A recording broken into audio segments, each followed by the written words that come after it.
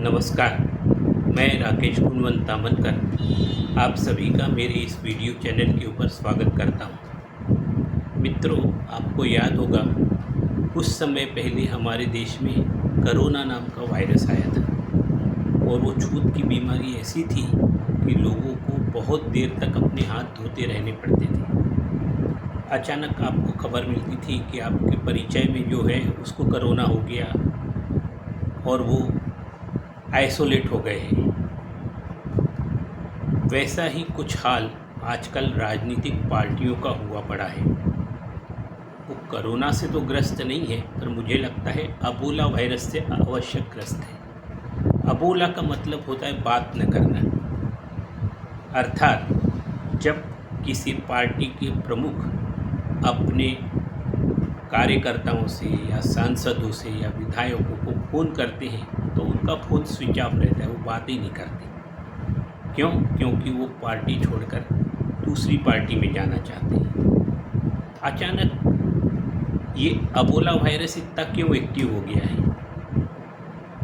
जब से बंगाल चुनाव के नतीजे आए हैं, लोगों की सोच में अंतर आया है। पहले भी मैंने आपको कहा था कि बंगाल चुनाव के परिणाम देश के ऊपर बहुत दूरगामी पड़ने वाले हैं।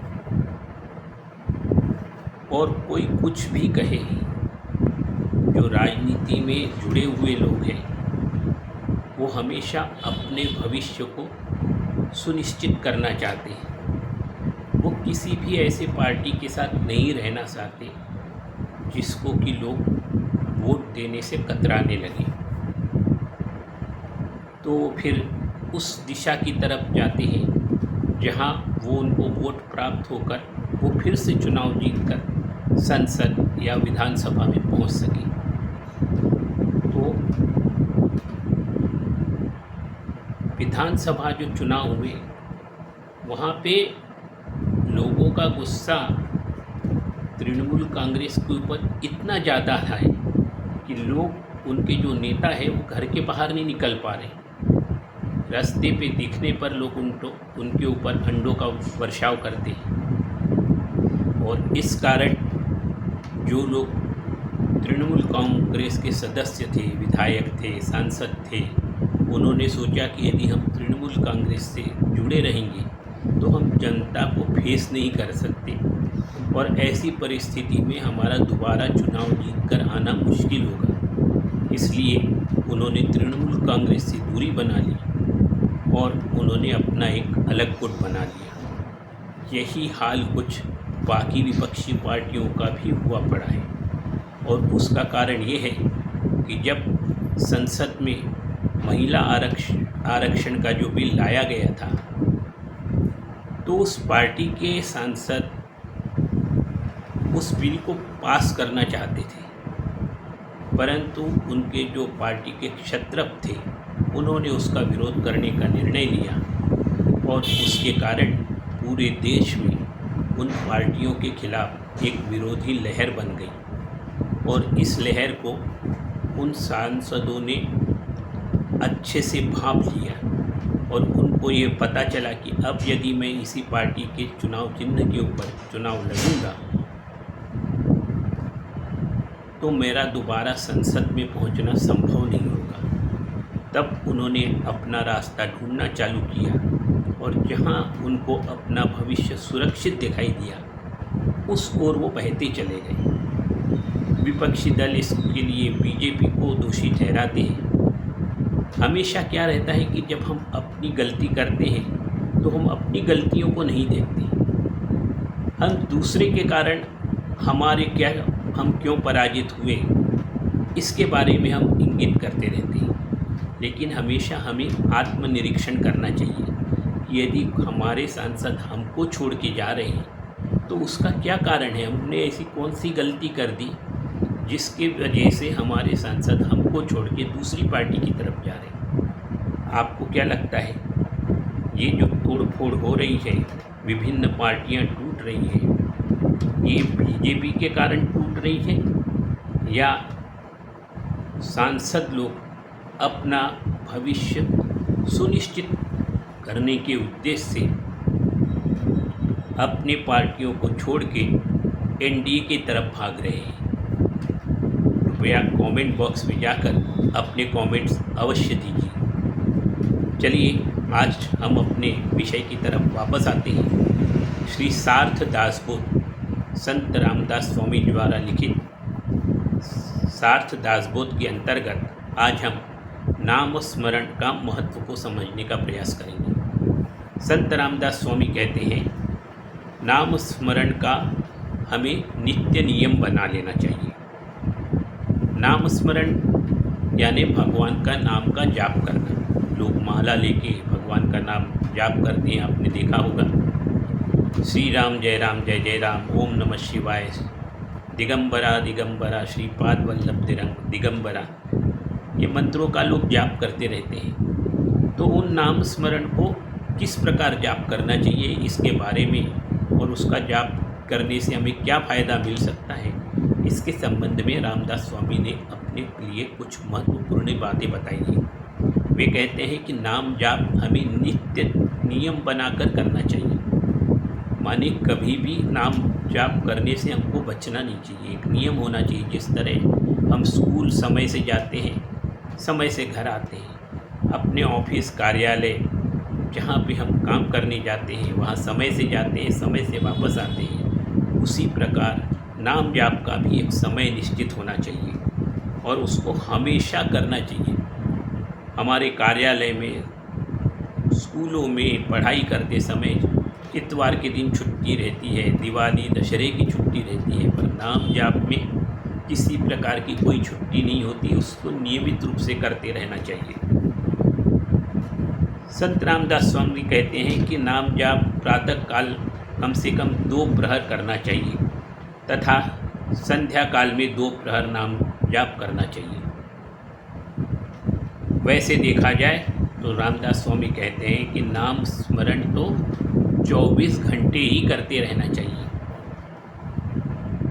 संत रामदास स्वामी कहते हैं, चाहे हम सुख में हो चाहे दुख में हो, उद्वेग में हो, चिंता में हो, आनंद में हो, किसी भी परिस्थिति में हम क्यों न हो, हमें नाम स्मरण यानी नाम जाप को कभी नहीं छोड़ना चाहिए। संत रामदास स्वामी कहते हैं, आनंद अथवा विषाद यानी संकट, कितना भी गहरा संकट हो, उसी प्रकार पर्व यानी उत्सव, उपरति यानी वैराग्य, विरक्ति, विश्राम में अथवा नींद में, किसी भी परिस्थिति में हम क्यों न हो, हमें नाम जाप हमेशा करते रहना चाहिए। संत रामदास स्वामी कहते हैं, उलझने हो, मन में भारीपन भरा हुआ हो, मानसिक स्थिति अनिश्चित सी बनी हो, कहीं मन नहीं लग रहा है, हमारे ऊपर विकट संकट आपत्ति आन पड़ी है, भारी विपत्ति के कारण हम कुछ सोच समझने की स्थिति को खो चुके हैं, सांसारिक जीवन की उलझनों में हम उलझे हुए हैं, अनेक प्रकार की झंझटों में उलझे हुए हैं, चित्त में अति व्याकुलता बनी हुई है, उदासीनता मन में भरी हुई है। कैसी भी परिस्थिति क्यों न हो, हमें नाम जाप करना छोड़ना नहीं चाहिए। हमें सदैव नाम जाप करते रहना चाहिए। संत रामदास स्वामी कहते हैं, चाहे हम मॉर्निंग वॉक में चलते हुए चले जाएं, बाज़ार में बाज़ार करने के लिए चलते चले जाएं, या मित्रों के साथ गपशप करें, बातचीत करते हुए, अथवा हमारे कार्य क्षेत्र में जाके हम अपना काम कर रहे हैं, धंधा कर रहे हैं, अथवा जलपान गृह में बैठे हुए हैं, अपने दोस्तों के साथ बात कर रहे हैं, घर में नाश्ता कर रहे हैं अथवा भोजन कर रहे हैं, हम सुख में हैं अथवा दुख में हैं, हम अनेक उपभोगों को भोग रहे हैं, हम किसी भी परिस्थिति में क्यों ना हो, हमें हमेशा नाम जाप करते रहना चाहिए। संत रामदास स्वामी कहते हैं, काल गति समय चक्र के अनुसार चाहे संपत्ति हो या विपत्ति हो, कैसी भी परिस्थिति रहने पर नाम स्मरण को कभी नहीं छोड़ना चाहिए। यानी काल चक्र हमेशा फिरता रहता है। हम हमेशा एक सी परिस्थिति में कभी नहीं रहते। कभी परिस्थिति हमारे अनुकूल होती है, कभी प्रतिकूल होती है। अब चाहे किसी भी परिस्थिति में क्यों ना हो, हमें नाम जाप को हमेशा करते रहना चाहिए, उसे छोड़ना नहीं चाहिए।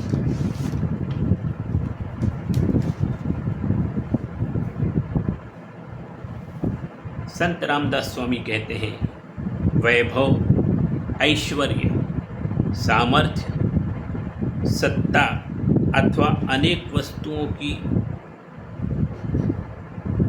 अनुकूलता कुछ भी होने पर भी अथवा हमारे पास प्रचुर ऐश्वर्य होने पर हम हर प्रकार के उपभोग करते समय कैसी भी परिस्थिति में हो, हमें नाम जाप को नहीं छोड़ना चाहिए। संत रामदास स्वामी कहते हैं, पहले दरिद्रता फिर अमीरी, या पहले अमीरी फिर दरिद्रता।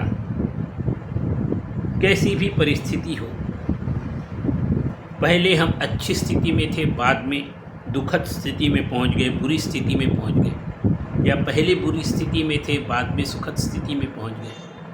परिस्थिति चाहे कैसी भी क्यों ना हो, हमें हमेशा नाम जाप करते रहना चाहिए। संत रामदास स्वामी कहते हैं कि परमेश्वर का नाम जाप करने से संकट और विघ्न अपने आप नष्ट हो जाते हैं तथा हमें उच्च पद की प्राप्ति होती है।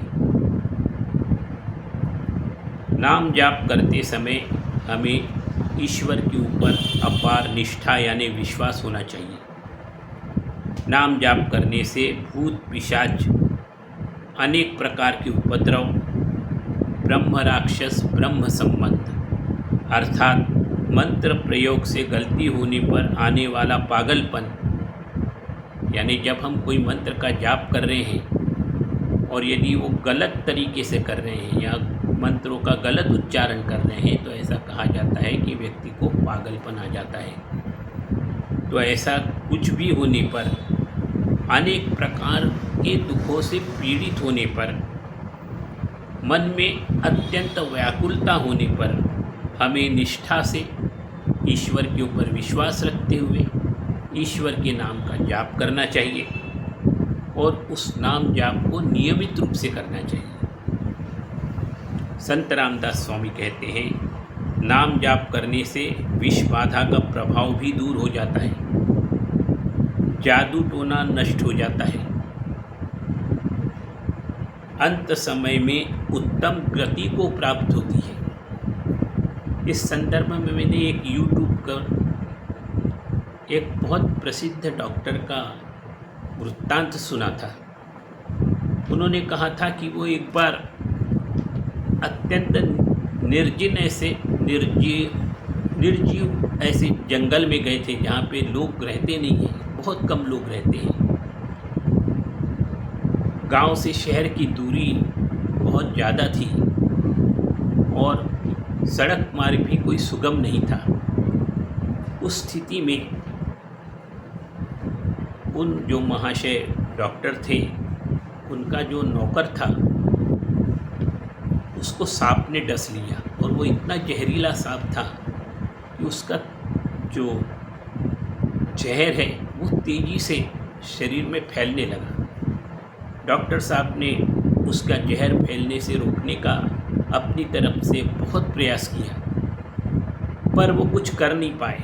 जो आवश्यक इंजेक्शन की उनको आवश्यकता थी वो उस गांव में उपलब्ध नहीं थे और शहर से वो इंजेक्शन लाने में कम से कम 24 घंटे का टाइम लग सकता था। तो हताश होके सब लोग उस सर्पदंश से पीड़ित व्यक्ति के चारों तरफ बैठे हुए थे। उस समय वो डॉक्टर साहब जिस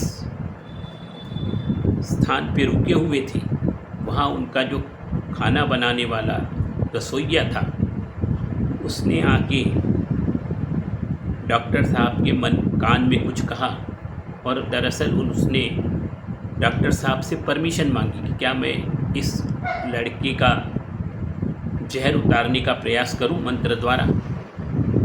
डॉक्टर ने परमिशन दी क्योंकि वो तो कुछ कर ही नहीं सकते थे। उसने श्री राम जय जय राम नाम का मन ही मन जाप करते हुए उस लड़के के सर से लेकर पांव तक हाथ फेरना चालू किया और कुछ ही समय में वो जहर जो चढ़ रहा था वो उतर गया। जब डॉक्टर साहब ने पूछा कि ये कैसे संभव हुआ, तुमने ऐसा कैसे कर दिया, तो उसने कहा सर मैं नियमित श्री राम जय राम नाम का जाप करता हूँ और मैंने सुना था कि नाम जाप में ये शक्ति होती है कि वो सभी संकटों को दूर कर देता है। तो ये एक प्रत्यक्ष उदाहरण जो मैंने YouTube पर देखा था आपको बता दिया। संत रामदास स्वामी कहते हैं कि चाहे बचपन हो, युवावस्था हो, संकट का समय हो, बुढ़ापा हो या अंत समय आया हो, सभी कालों में हमें निरंतर नाम जाप करते रहना चाहिए। संत रामदास स्वामी कहते हैं राम नाम की महिमा भगवान शंकर भी जानते हैं, इसीलिए काशी क्षेत्र में विश्व रूप तारक रूप में राम नाम का जाप का उपदेश देकर जीवों को संसार बंधनों से वो मुक्त कर देते हैं। इसी कारण वाराणसी को मुक्ति क्षेत्र अथवा मोक्षपुरी कहा जाता है। संत रामदास स्वामी कहते हैं कि राम नाम के स्थान पर महर्षि वाल्मीकि जी ने मरा नाम का जाप किया था। राम नाम को उल्टा जपने के बावजूद राम नाम की महिमा ये थी कि वाल्मीकि जो एक भील थे वो महर्षि वाल्मीकि बन गए नाम जाप के प्रताप से, और उन्होंने शतकोटि यानी 100 करोड़ श्लोकों से रामायण की रचना की। संत रामदास स्वामी कहते हैं हरि नाम का जाप करने से भक्त प्रहलाद तर गए। उनके ऊपर अनेक प्रकार के संकट आए, पर हर संकट में भगवान ने उनकी रक्षा की।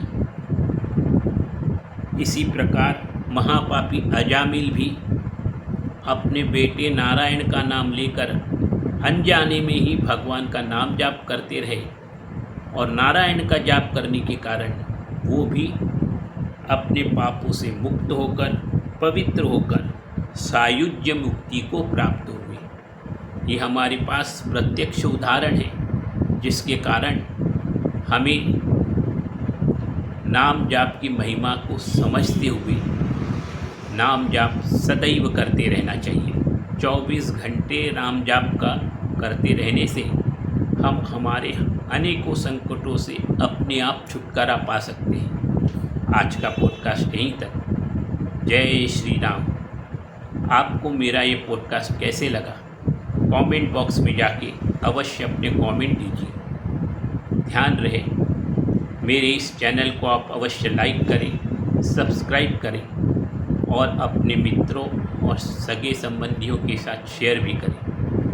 जय जय रघुवीर समर्थ।